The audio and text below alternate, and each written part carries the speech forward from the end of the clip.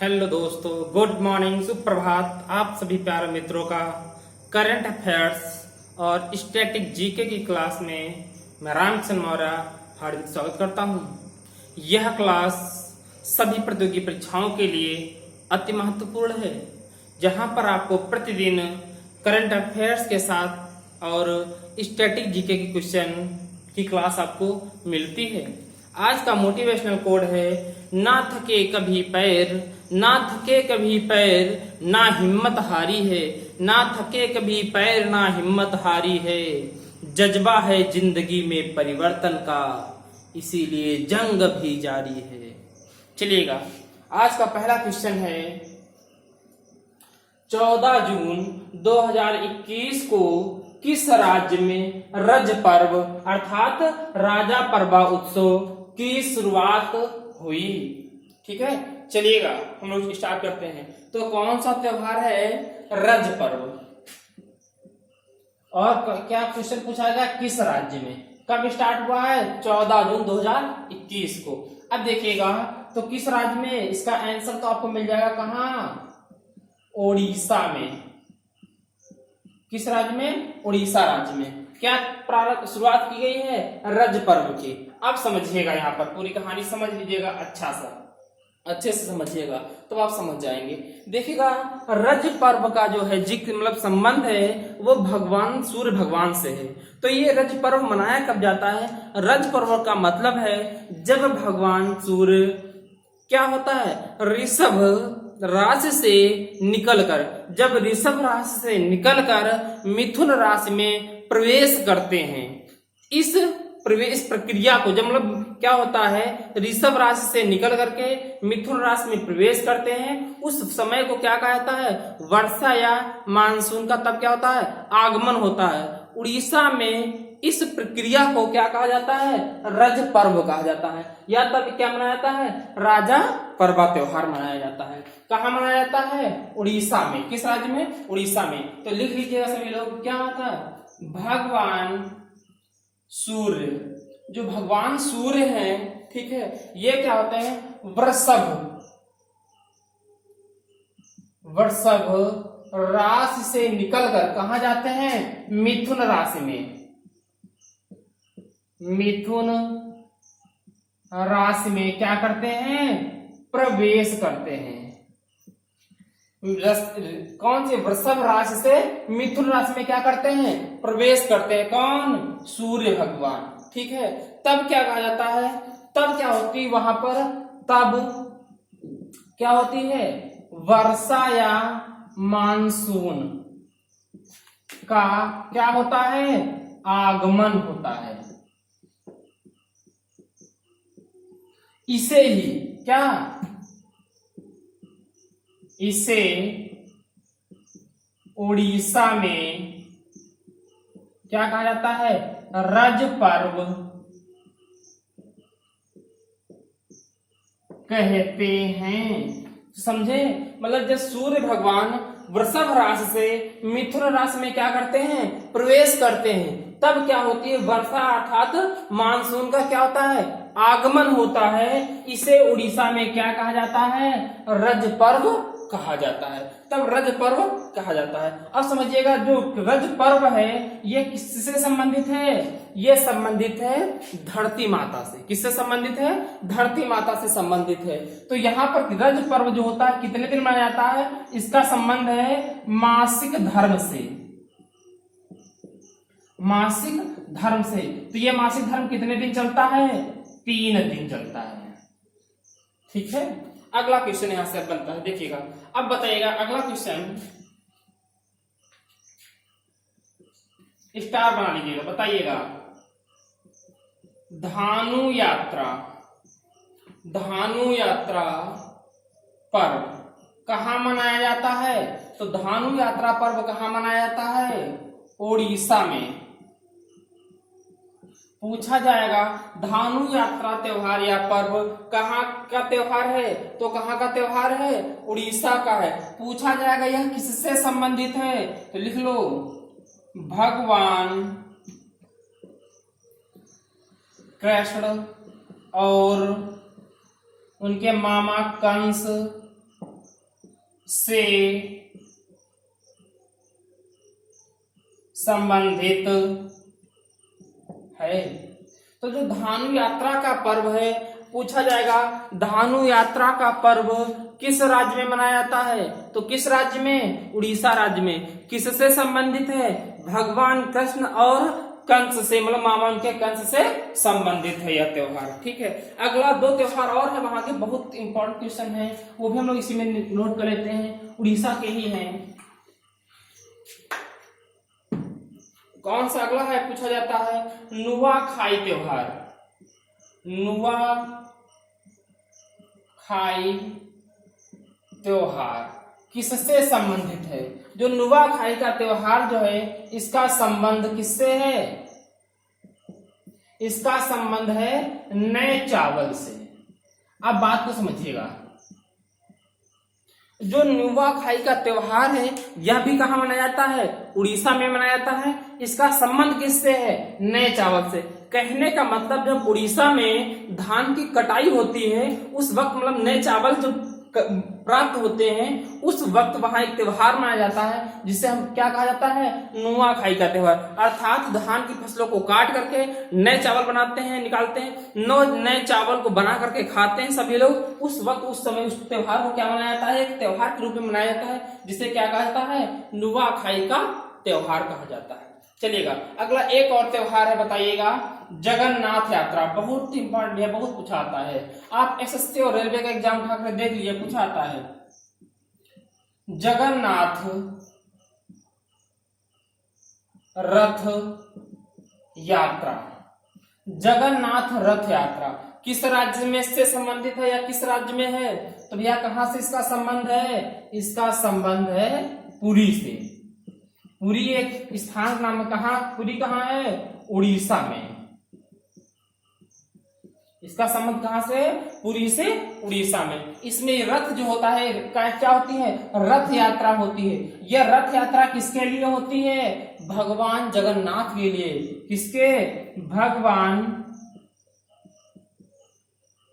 जगन्नाथ। देखिएगा, पूछा जाएगा जगन्नाथ यात्रा कहाँ मनाई जाती है, तो उड़ीसा में। उड़ीसा के भी कहाँ स्थान पर, पुरी में। इसमें देखिए, जब ये जगन्नाथ यात्रा निकाली जाती है तो कितने रथ होते हैं, 3 रथ होते हैं।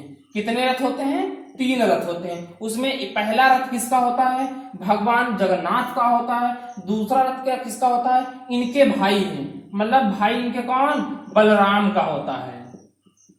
और तीसरा रथ किसका होता है, इनकी बहन सुभद्रा। इनकी बहन सुभद्रा के 3 रथ होते हैं। जगन्नाथ यात्रा में, रथ यात्रा में कितने रथ होते हैं, 3 रथ होते हैं। पहला रथ किसका होता है, भगवान जगन्नाथ का होता है। दूसरा रथ किसका होता है, उनके भाई बलराम का होता है। और तीसरा रथ किसका होता है, उनकी बहन सुभद्रा का होता है। तो जगन्नाथ यात्रा, मतलब रथ यात्रा कहाँ मनाई जाती है, कहाँ निकलती है, पूरी उड़ीसा में। ठीक है, हो गया यहाँ से ना। चलेगा, एक क्वेश्चन और यहाँ से निकल के आएगा, आपको वो भी मैं बता देता हूँ, समझिएगा। बताइएगा, उत्कल दिवस, उत्कल दिवस कब मनाया जाता है, उत्कल दिवस किससे संबंधित है, तो उत्कल दिवस जो है किससे संबंधित है, उड़ीसा का स्थापना दिवस। उड़ीसा का जो स्थापना दिवस है उसे किस रूप में मनाया जाता है, उत्कल दिवस के रूप में मनाया जाता है। तो फिर अगर ऐसी बात है उड़ीसा के स्थापना दिवस पर, तो उड़ीसा की स्थापना कब हुई थी, बताइएगा आप लोग तारीख कब हुई थी, 1 अप्रैल 1936 में। तो स्थापना कब हुई थी, 1 अप्रैल 1936 में।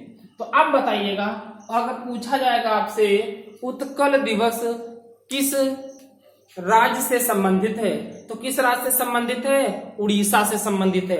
उत्कल दिवस कब मनाया जाता है, उड़ीसा के स्थापना दिवस पे मनाया जाता है। तो उड़ीसा की स्थापना कब हुई थी, 1 अप्रैल 1936 को। ओके, ठीक है, कब मनाई जाती है, 1 अप्रैल 1936 को।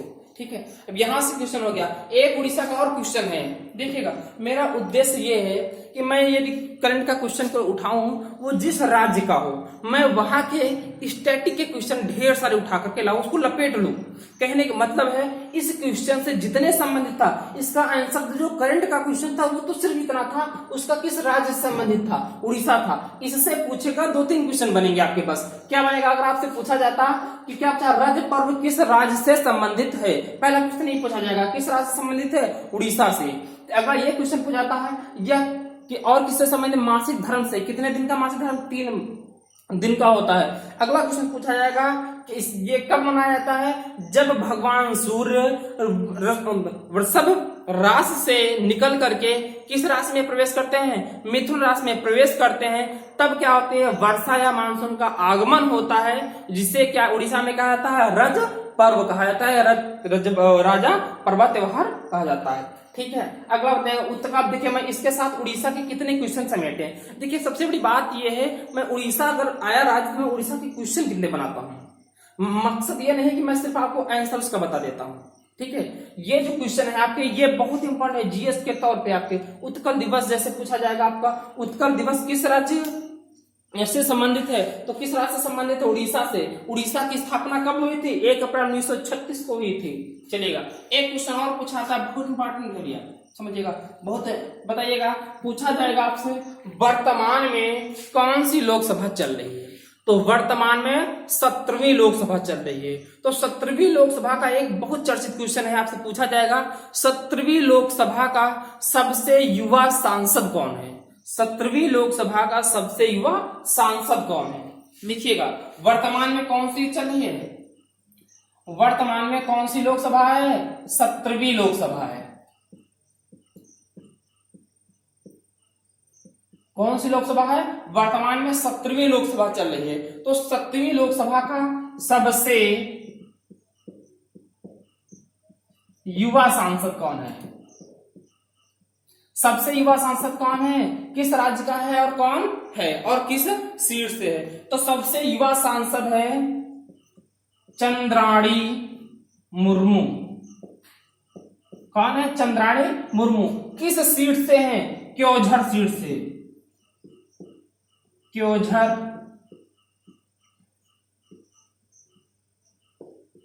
सीट से। क्योंझर सीट ये कहां है, उड़ीसा में।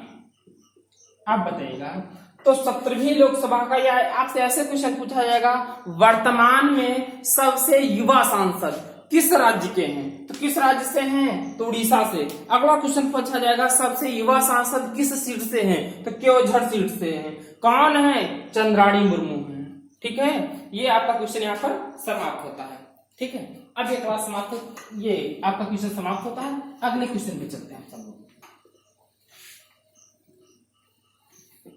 दूसरा क्वेश्चन है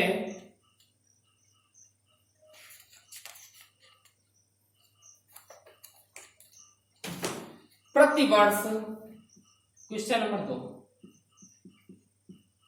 प्रतिवर्ष विश्व मरुस्थलीकरण,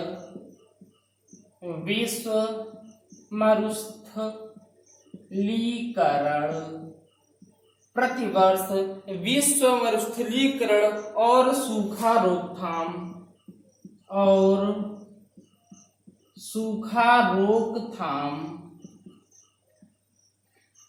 दिवस, रोकथाम दिवस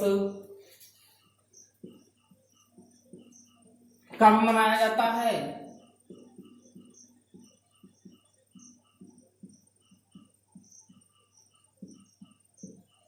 देखिएगा अब बात है ये तो कब मनाया जाता है, तो भैया इसका आंसर आएगा 17 जून को। 17 जून को क्या मनाया जाता है, सूखा रोकथाम दिवस। अब पूछा जाएगा सूखा रोकथाम दिवस या मरुस्थलीकरण कब से स्टार्ट हुआ था, तो लिख लीजिएगा कब से स्टार्ट हुआ था, 1995 से। कब से स्टार्ट हुआ था, 1995 से हुआ था। अब आपसे पूछा जाएगा कि पहला फर्स्ट सूखा दिवस कब मनाया गया, तो फर्स्ट सूखा दिवस कब मनाया गया, तो 17 जून 1995 1995 को मनाया गया। अगला आप लोग तो सिर्फ ये बताइएगा मरुस्थलीकरण का अर्थ क्या है। यहाँ पर वर्ड एक आया है मरुस्थलीकरण, तो मरुस्थलीकरण का अर्थ क्या है? देखिएगा, मरुस्थलीकरण का अर्थ है अर्थात जहां पर मरुस्थल है उसका विस्तार होना, अर्थात मरुस्थल का विस्तार होना ही मरुस्थलीकरण है। लिख सकते हो मरुस्थल क्षेत्र का विस्तार होना क्या कहलाता है? मरुस्थलीकरण।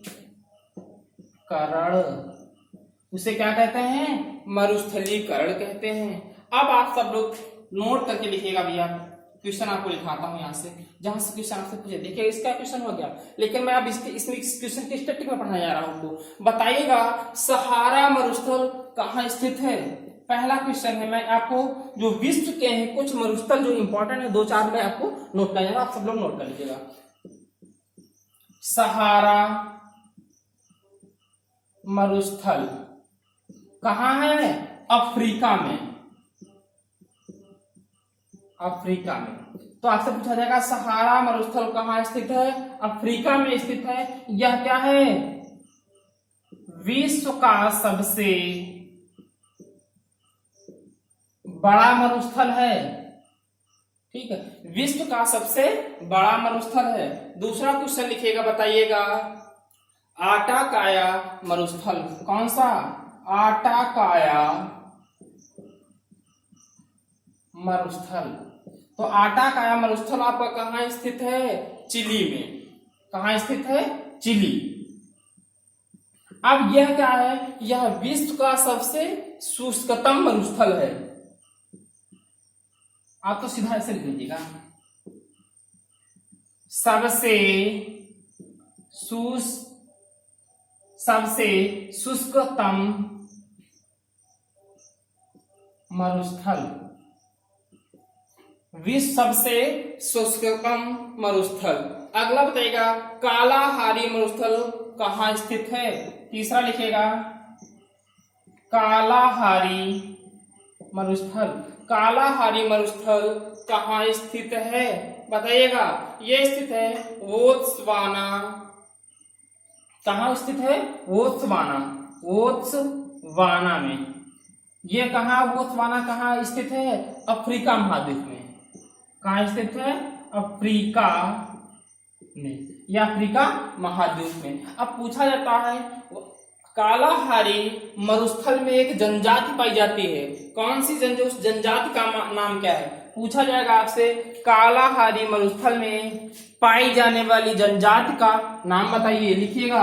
तो कालाहारी मरुस्थल में एक यहाँ पर क्या पाई जाती है? जनजाति पाई जाती है। उस जनजाति का नाम क्या है? उस जनजाति का नाम लिख लीजिएगा बुशमैन जनजाति। कौन सी जनजाति है?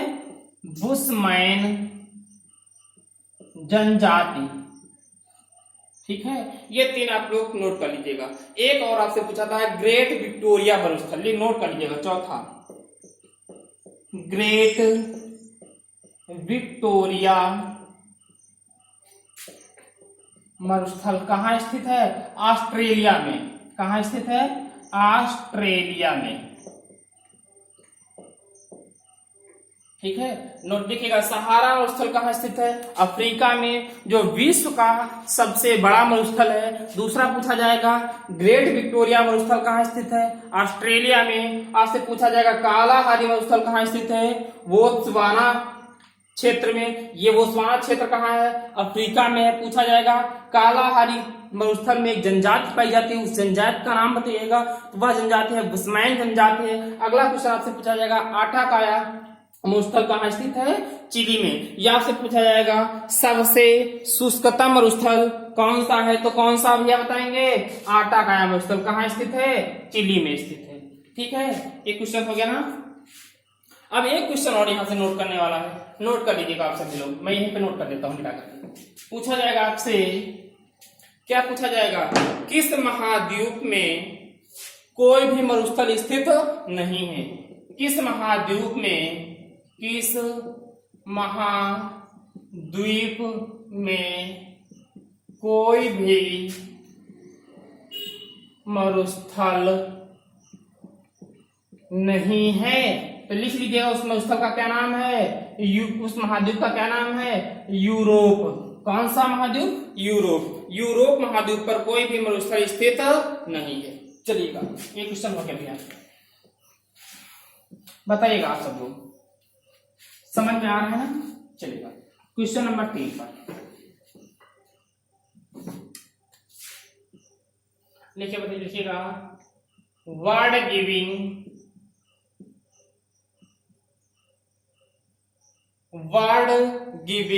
इंडेक्स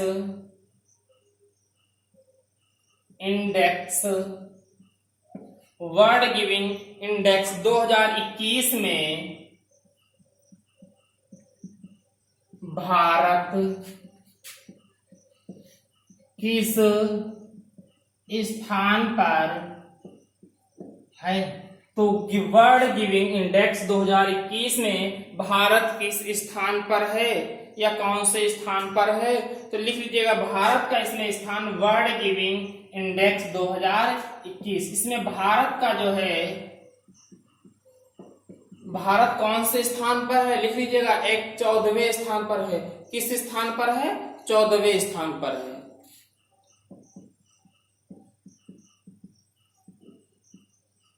अब पहले आप तो ये मुझसे बताइएगा कि सर पहले आप ये बताइएगा वर्ड गिविंग का मतलब क्या है। तो लिख लीजिएगा वर्ड गिविंग का मतलब है दान देना, अर्थात विश्व में कौन सा देश है जो सबसे ज्यादा दान देता है और दान देने में भारत का स्थान कौन सा है। तो वर्ड गिविंग इंडेक्स का मतलब लिख सकते हो चैरिटेबल फाउंडेशन। अगर पूछा जाएगा यह जो इंडेक्स है जारी कौन करता है, तो लिख लीजिएगा कौन है, चैरिटेबल फाउंडेशन जारी करता है। इसका मुख्यालय कहाँ स्थित है, यूनाइटेड किंगडम अर्थात ब्रिटेन में। ठीक है, इसका मतलब यहाँ पर क्या होता है, वर्ड गिविंग इंडेक्स का मतलब क्या होता है, दान देना, अर्थात कौन कितना दान देता है। तो दान देने में भारत का कौन सा स्थान है, 14वां स्थान है। अब पूछा जाएगा आपसे कि टॉप पर कौन है, टॉप पर मतलब फर्स्ट पर कौन है। तो फर्स्ट पे भैया दान देने में कौन है, लिख लीजिएगा कौन है, इंडोनेशिया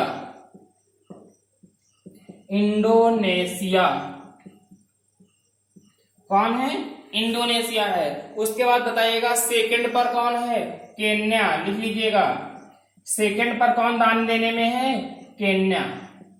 और भारत कितने पर है, 14वें पर है। ठीक है, एक क्वेश्चन बताइएगा इस जो है दान देने की लास्ट में स्थित में, अर्थात वर्ल्ड गिविंग इंडेक्स में सबसे लास्ट में कौन है। लिखिएगा लास्ट में कौन है, जापान, सबसे कंजूस देश दान देने में। तो दान देने में सबसे कंजूस देश कौन सा है, जापान है। सबसे दानी कौन है, इंडोनेशिया। दूसरे नंबर पर केन्या। भारत किस नंबर पे है, 14वें नंबर पे। चलिएगा ठीक है, अगला क्वेश्चन आता है क्वेश्चन नंबर 4।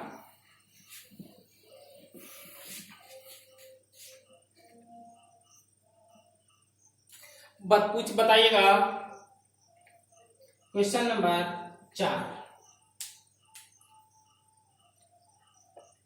बताइएगा सिल्वर लाइन प्रोजेक्ट लिख लीजिएगा सिल्वर लाइन प्रोजेक्ट किस राज्य में प्रारंभ किया गया है, किस राज्य में प्रारंभ किया गया है। तो अब तो बताइए कि सर सिल्वर लाइन प्रोजेक्ट का मतलब क्या है। समझिएगा सिल्वर लाइन प्रोजेक्ट का अर्थ है semi high speed rail corridor. इसका अर्थ है किसकी स्थापना की जा रही है, लिखिएगा semi high speed, semi high speed, semi high speed rail corridor, rail corridor का अब बताइएगा semi high speed rail corridor किस राज्य में बनाया जा रहा है? तो किस राज्य में भैया समझ लीजिएगा, आप तो ग्राफ में समझिएगा, ये भारत का नक्शा समझिएगा।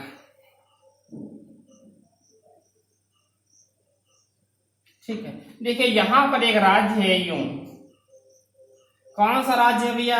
यह राज्य है केरल। कौन सा राज्य है? केरल है। इधर एक यहां पर स्थान है और इधर है, तो केरल के इधर एक स्थान है, कौन? तिरुवनंतपुरम। तिरुवनंतपुरम अर्थात ये क्या है? केरल की राजधानी क्या है? तिरुवनंतपुरम। और इधर कहां से कहां तक? कसारगोड से। इस स्थान का नाम क्या है? कसारगोड।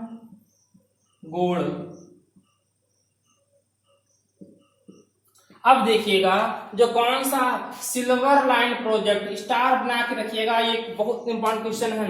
तो सिल्वर लाइन प्रोजेक्ट है क्या? ये क्या है? Semi high speed rail project एक है। कहा? किस राज्य में? केरल में। कहां से कहां तक? कसारगोड से तिरुवनंतपुरम तक। अब आपसे पूछा जाएगा कसारगोड से तिरुवनंतपुरम, लिखिएगा कसारगोड से कौन? तिरुवनंतपुरम की बीच की दूरी कितनी है? बीच की जो दूरी है 530 किलोमीटर है। कितनी है? 530 किलोमीटर है। अभी तक क्या बताइएगा, क्या रेल यहाँ लाइन नहीं थी, लेकिन अभी तक जो रेल लाइन थी उसको जाने में समय पहले कितना लगता था?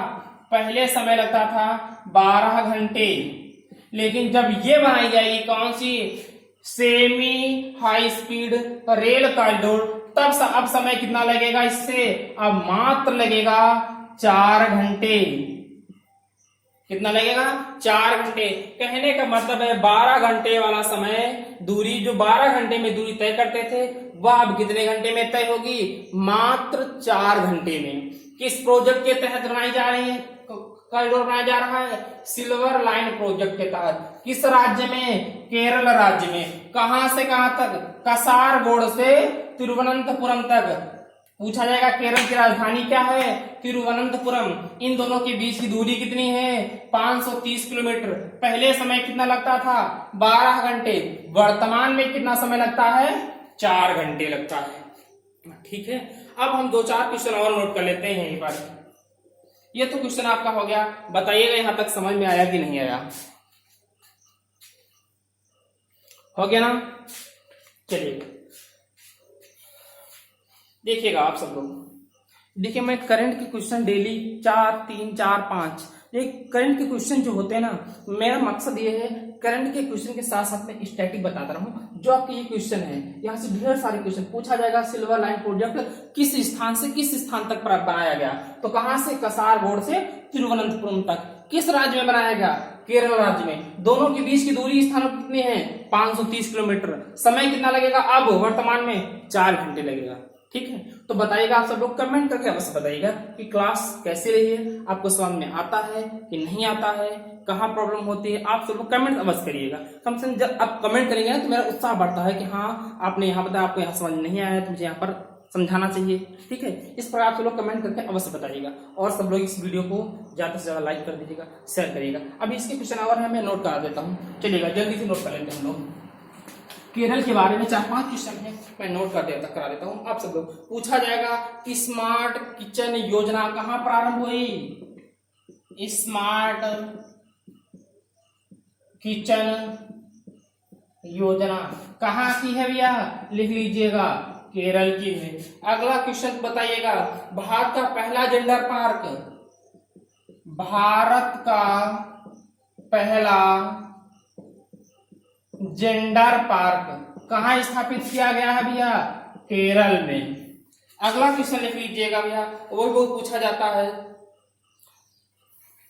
लिखिएगा केरल का शास्त्रीय नृत्य क्या है? केरल है यहाँ के कौन शास्त्रीय नृत्य कौन कौन से हैं, लिख लीजिएगा कौन कौन से है। मोहिनी अट्टम, कथकली, कौन कौन है, कथकली, कथकली प्लस मोहिनी अट्टम।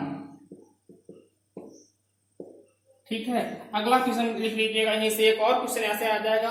कसाबू साड़ी का पूछा जाएगा, कसाबू साड़ी का जीआई टैग किस राज्य के पास है। कसाबू साड़ी का क्या है, जीआई टैग है, किस राज्य के पास, केरल के पास। भैया आप तो इस पर स्टार बना लीजिएगा, इस पर स्टार बना लीजिएगा, ये दो क्वेश्चन अवश्य याद कर लीजिएगा, बहुत इंपॉर्टेंट क्वेश्चन। ठीक है, चलिए आज का लास्ट क्वेश्चन करंट अफेयर्स का और स्ट्रेटेजी के में चलिएगा। आज का लास्ट क्वेश्चन है स्वच्छ मिशन भारत, स्वच्छ भारत मिशन कब से प्रारंभ हुआ है। पांचवा क्वेश्चन है स्वच्छ भारत मिशन कब से प्रारंभ हुआ। देखिएगा इसका आंसर तो सिर्फ एक है, आपको मिल जाएगा, लेकिन मेरा क्वेश्चन ये लेने का उद्देश्य क्या रहा, मेरा उद्देश्य ये रहा कि मैं स्वच्छ भारत मिशन का क्वेश्चन उठा करके मैं इसके स्टैटिक जीके क्वेश्चन बहुत बनते हैं, मैं वो बनाने वाला हूँ क्वेश्चन। समझिएगा कौन सा स्वच्छ मिशन, स्वच्छ भारत मिशन कब से प्रारंभ हुआ, बताइएगा भैया कब से प्रारंभ हुआ था।